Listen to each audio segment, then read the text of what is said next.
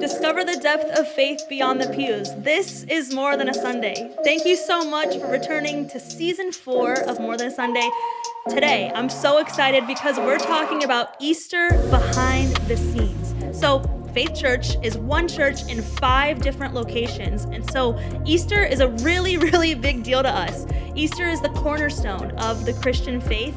It's our highest attended service by far through the entire year. So Easter is very, very important to us. So today I'm excited to sit down and have a conversation with a few of our staff members at Faith Church. We have Karla Weemhoff. Thanks for joining us, Karla. You're welcome. We also have Dan Vos in the house. What's up, Dan? How you doing? I'm good. I'm happy you guys are here.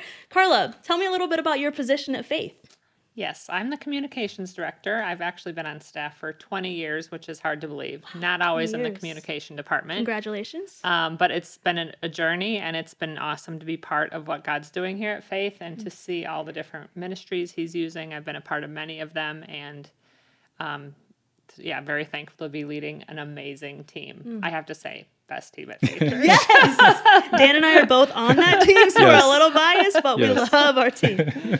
What's up, Dan? What about you? Yeah, I'm Dan Vos. I'm on staff for graphic design, also website director. I've been on staff for almost 10 years, which is kind of wild to think about. 10 years. Yeah, I think I've been involved with a lot of different Easter services, designs, and so it's just fun to be part of the overall process. And the team that we have is just great. Like the overall, like going from concept to final product is always a fun process. So yeah.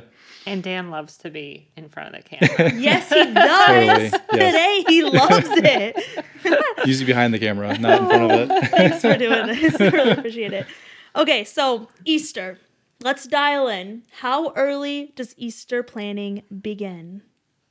Not early enough. Story of our lives.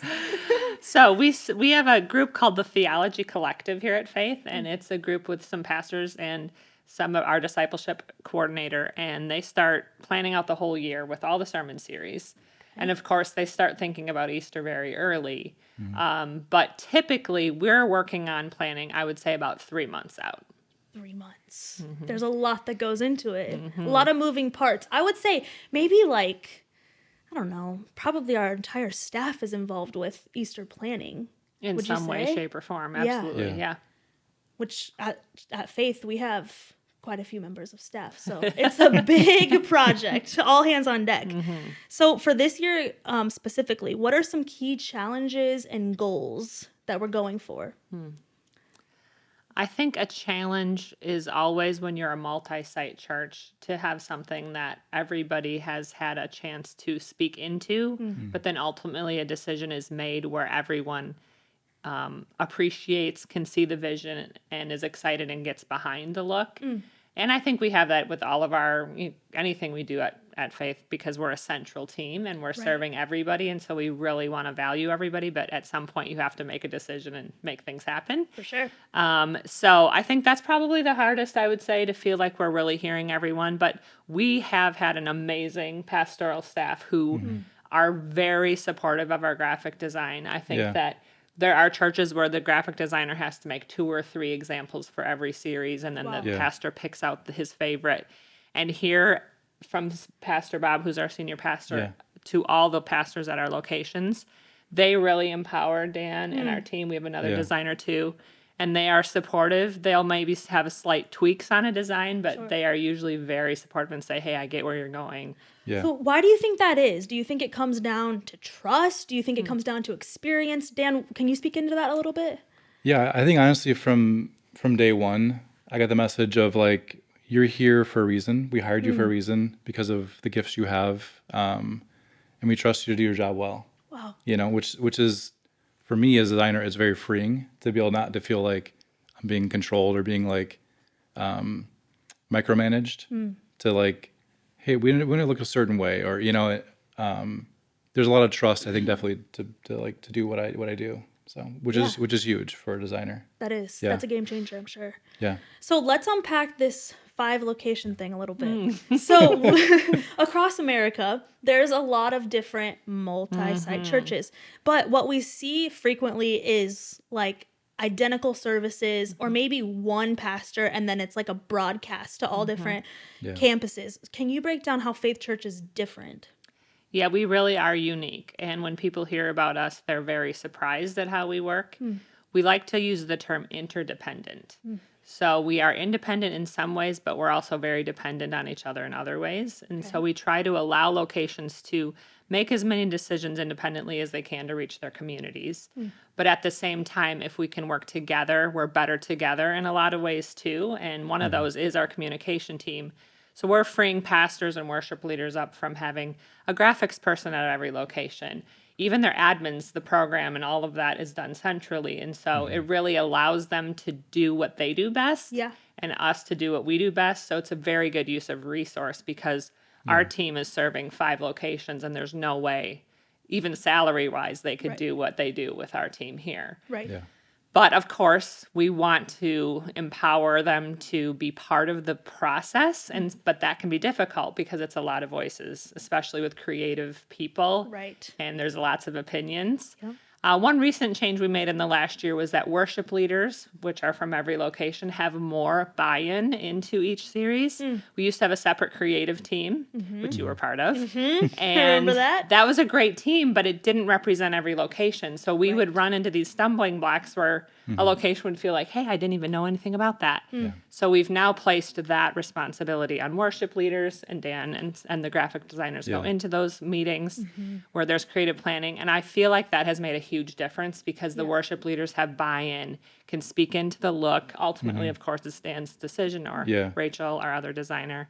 But that has really helped it feel like this is a unified project. Yeah, I would say before that, it was kind of like, hey, worship leaders, hey, this is what we're going to do. Here's going to be the bumper. Here's the look. Here's the creative element. And we just kind of handed it to them and they didn't really have a say. Now they have more of kind of just an opinion on things. They can help make decisions as far as like the bumper, which a bumper is pretty much just like a walk-up video, right, for the pastor that plays right before the sermon.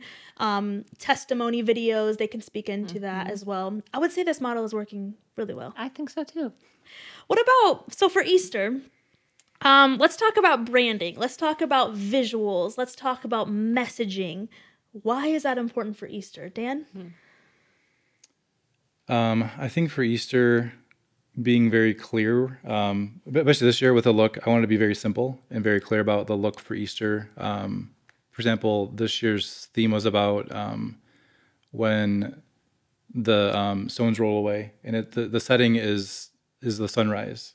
So like think about the setting of like how would that look, and then incorporating that into it to look along with like the stone rolled away. And I think good branding and good strategy that way helps to make a clear message for what we're all about. You know? Hope, the hope of Easter.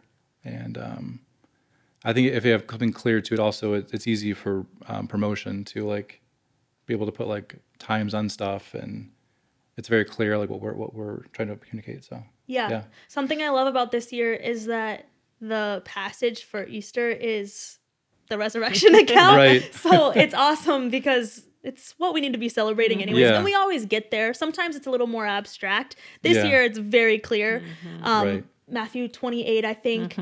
Basically just, Jesus died, and then we're telling on Easter that he rose from the dead, and he's there to rescue all of us and make us right with God again. So it's the classic Easter story, which probably makes designing the look a little bit easier. Yeah, some years the verse has been a little bit obscure, and it's been harder to like take that and put it into an Easter look. Sure.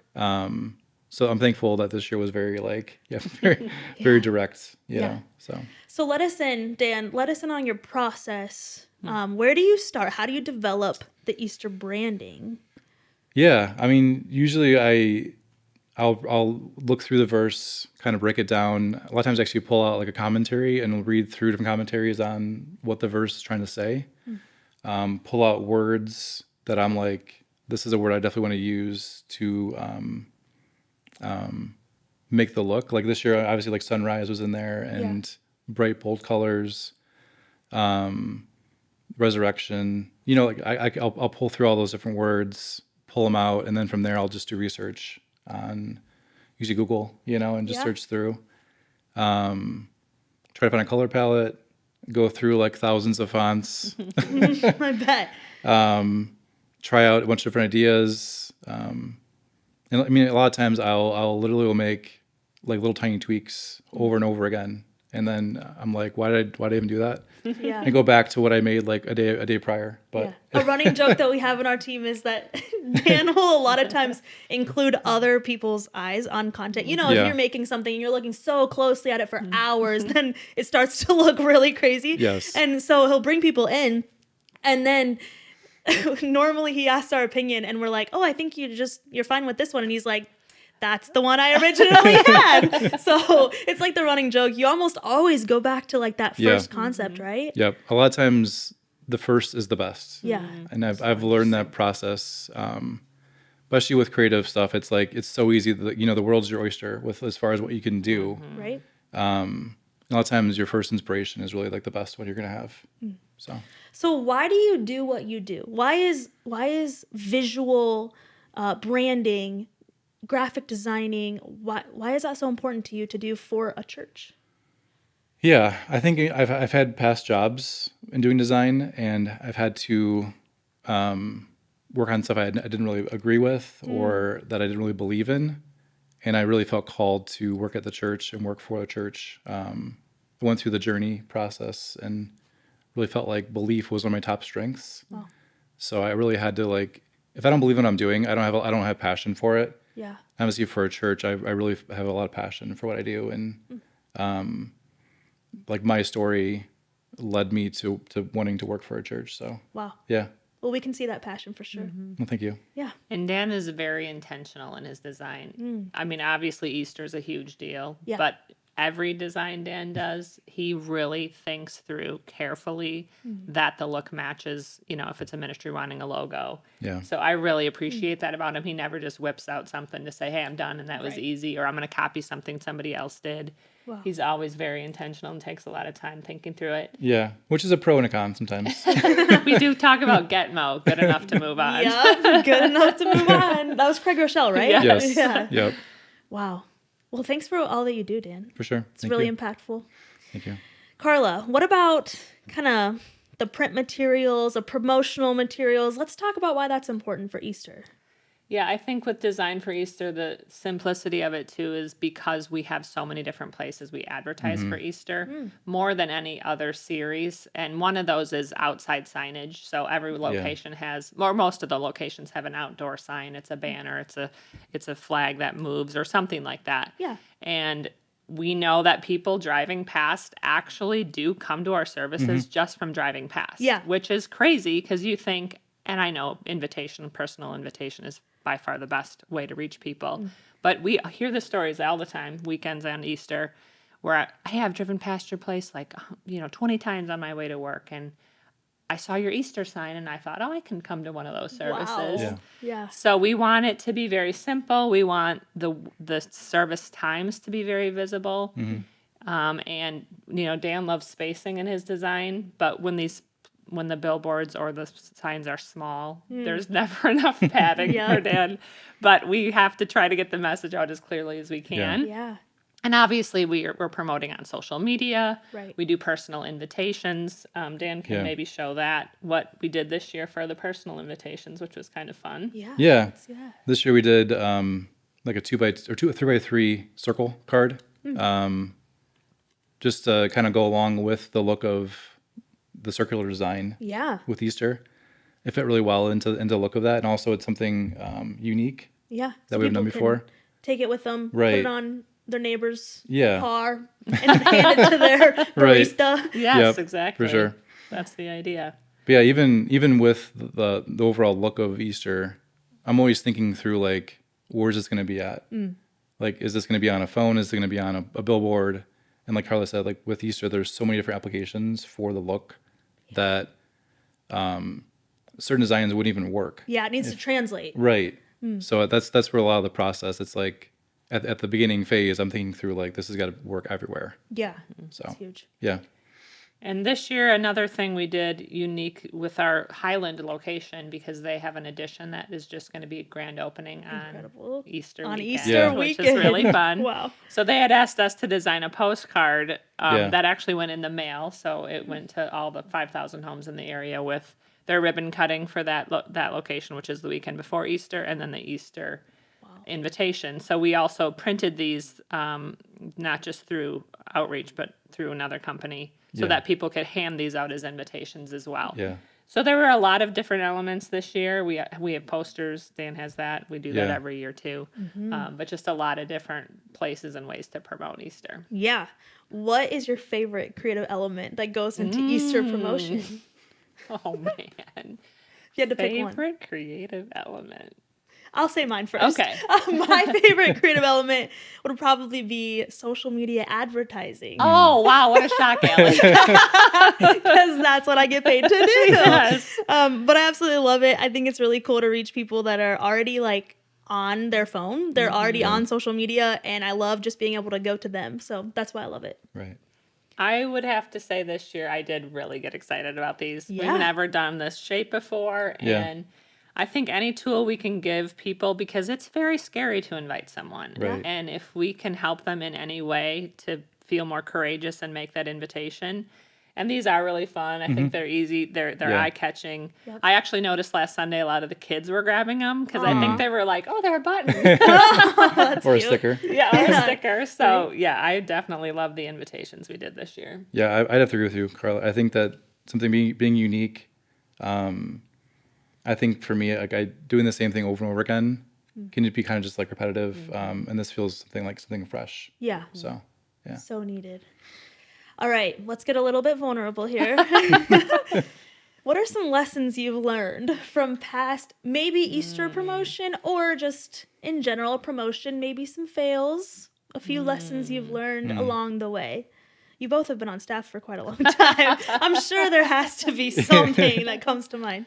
Yeah, I'm pretty sure one year the banners got printed and was the times were wrong or something on them. Ooh. And I mean, this is a big, it's a pretty big cost, so it came in and it was just like oh man. Yep. And just feel the instant, just like, this is really hard. And you know what's so crazy is that this is definitely one of those teams that if you're doing your job well, most people just say, oh yeah, of course we have an invite card. We always Right. have an invite card. Of course we have a banner. We always Yeah. have a banner. But when you do it wrong, Oh, they everyone noticed. notices. They noticed, that's for sure. Oh yeah. But the thing from learning from that though is that since then, I mean, I literally ask anybody, like, what are the times right? Like on here, Yes. can you Yes, please look right. at this? Yes. Double, triple check. And like, Yep. it definitely was a growing moment for me. Of course. So, Yeah. Yeah. And that should never be your fault. That's the rest of the team's fault. That's for sure. I think timing. So there's always a time crunch with the design and ordering things, which Yeah. take longer than you would expect. Like these invitations, because they were circular, I had in my mind how many days it typically takes to ship. But the circle shape added like an extra 3 days. So Yep.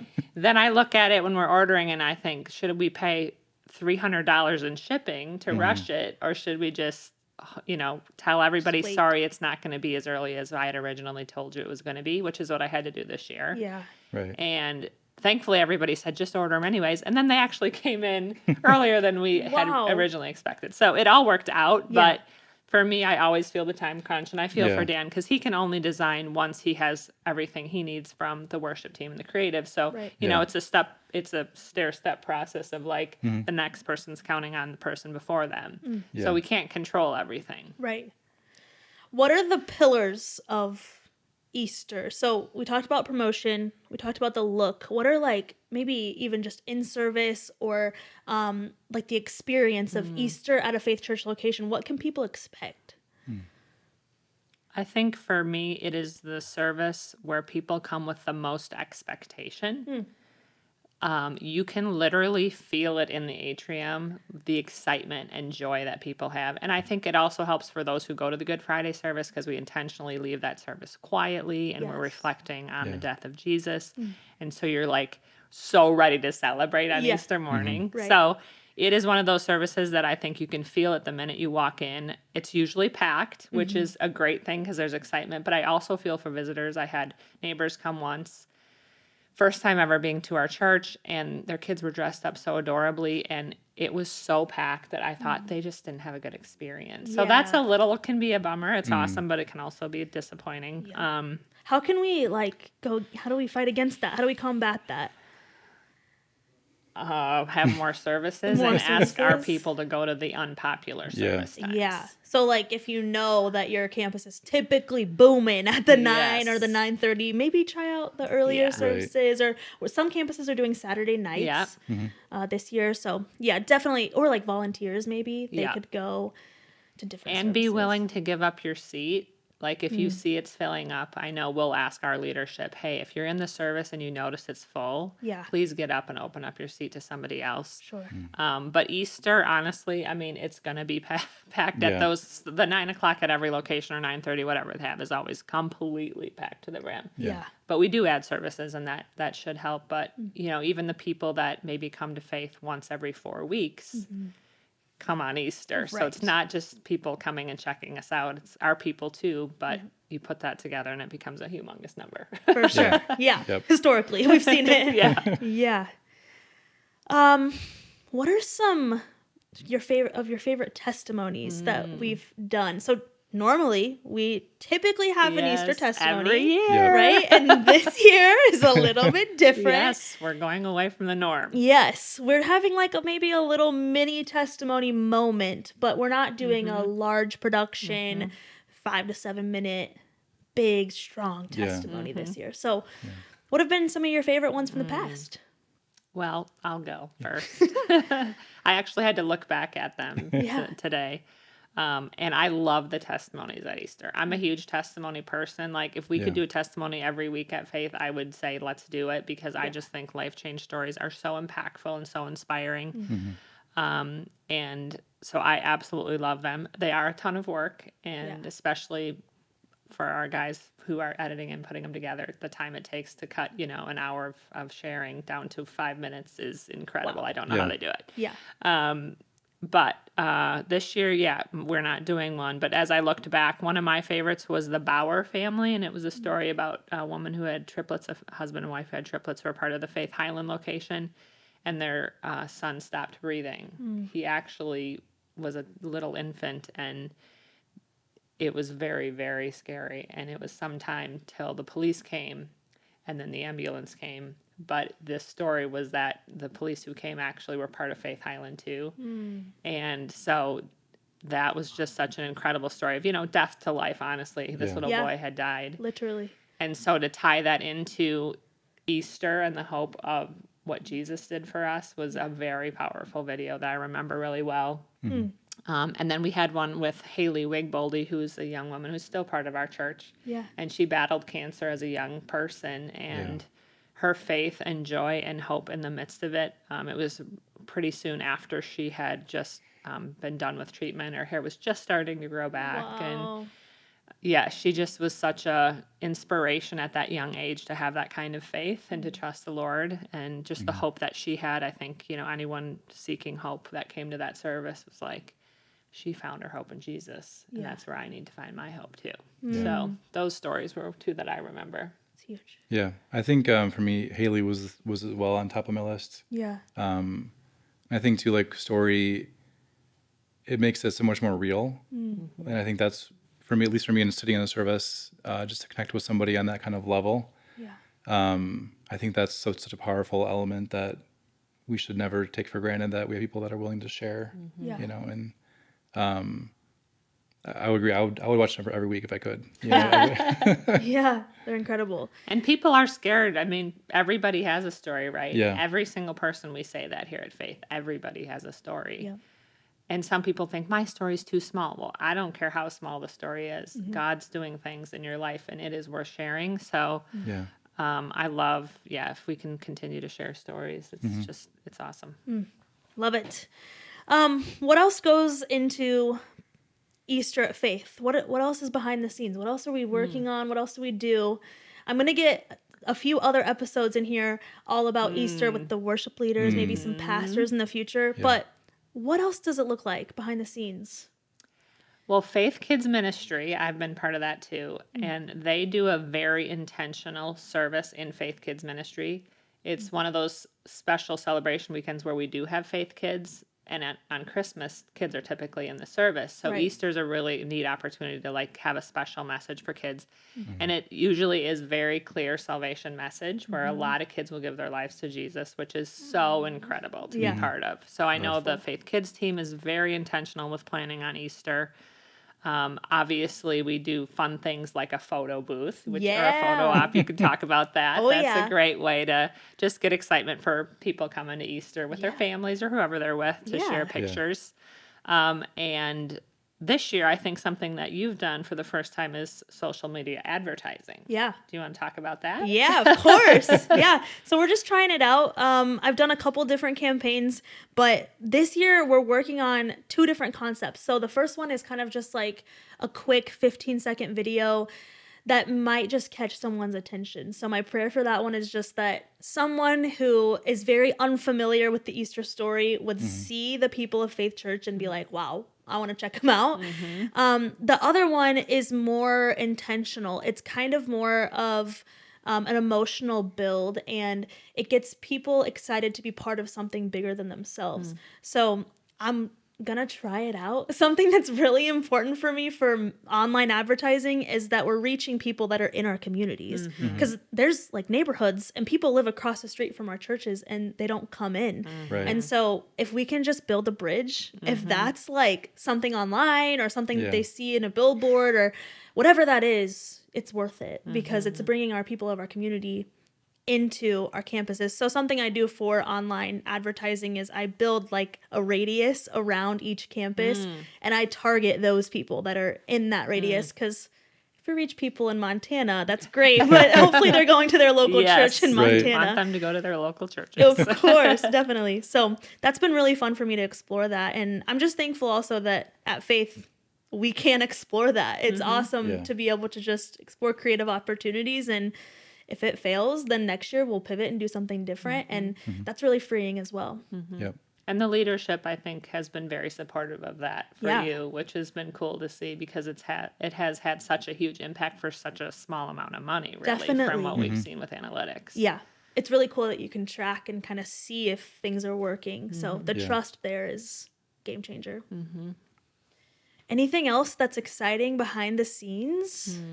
Well, the worship leaders, you guys see what they do. I know a little bit about, but I'm sure that they put so much prayer and time into planning that service, because the opportunity to reach people, like you said, the most people come of any service that we have, and you just know there are disconnected people. There are people who are so lonely and hurting and lost and broken. Yep. And the songs, the power of the songs are so powerful Yeah, at the Easter. worship. I mean, so many times I cry anyways on services on Sunday, but there is just something about Easter, and I know they so carefully choose the order of the songs and the words of the songs and the feeling of the songs, and like put it all together to reach a certain point, and it really does.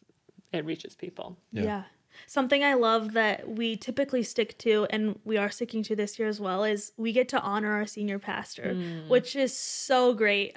Pastor Bob, he's awesome. He is our fearless leader. And his leadership has just been filled with integrity and honesty. And Absolutely. it's been so cool to just be able to include him in certain little ways here and there. And so this is like the first time that he's not actually preaching at a location for an Easter service, but he's able to read our passage for Easter and share just a little bit about his life. So I think that's like one of my favorite things about this year is we still get to honor Pastor Bob. It's really important. Yep. All right, let's wrap it up. Last question. One more. You guys doing good? Yep. Okay. Yep. All right. What do you love most about working on Easter at Faith Church? Well, I think I touched on it before, but just knowing that there's people who are disconnected and lost who are coming, and the opportunity we have to reach them. One of my favorite Easters ever at Faith Church was when I was in a small group with someone who was a brand new Christian. It was a young couple, and we had seen God radically transform their lives. And they were baby Christians, very new in their faith. And I remember it was at the Old Faith Church in South Holland, but walking in and just thinking like the feeling they must be having at this Easter service where they're celebrating what Easter really means and just the freedom they've experienced and the forgiveness they'd experienced. And I was so excited to be worshiping with them. And I just know there are so many people that come that are seeking the Lord, or maybe not, but God still does something, you know, and we don't always know, we don't always hear all the stories, but I just know the Holy Spirit's moving in power. And we have had stories. We've had stories where after Easter, people are like, I came forward and my marriage was completely destroyed. And it was the hope we needed to say, let's try again. Let's work on this. Or someone addicted to come forward, or someone suicidal. I mean, we've had so many of those stories. So it is a service that definitely has potential to change lives, and that God would use us in this way is just, it's very humbling. Yeah. I would share, you know, it's a team effort. It's not just like one person making the look, and it really is a team effort from the Theology Collective, to worship leaders, to pastors, to our team. And it's, I think it's a lot better because of that. Yeah. We're not just like in a vacuum, just like what we think is best. It's all of us, the same heartbeat, trying to figure out what we want to do for Easter. So, yeah. My favorite part about working on Easter at Faith Church is that the Lord is moving and we get to be part of it. And it's incredible just to know and trust that he's going to do his thing. He's the only one that can break chains and free people of things and bring like personal resurrection to people. So it's awesome that we get to do all of these things, like invite cards and advertising and sometimes testimonies and posters and billboards and all kinds of things. But all of those things point to one goal, which is, can we plant a seed for someone to be changed by Jesus? That's the entire reason why we're doing any of this. And so it's little things like, is this the right font? But it means a lot, because it could bring someone in the door. It could catch someone's eye and it could be the start of their life being changed by the Lord. So thank you so much. Thank you for joining me in this conversation. Thanks for being on camera. I know you guys don't do this every day. Thanks for your hard work at Faith Church. I'm proud to call you guys my coworkers. It's a lot of fun. Thanks for being my friends. Of course. Thank you for watching More Than a Sunday. We appreciate your viewership. If you thought this was interesting, feel free to share it with a friend. Join us next time. We're going to continue talking to different people on staff about their perspective on what goes into Easter at Faith Church. I invite you back for those episodes. I thank you so much for your time. We'll catch you next time on More Than a Sunday.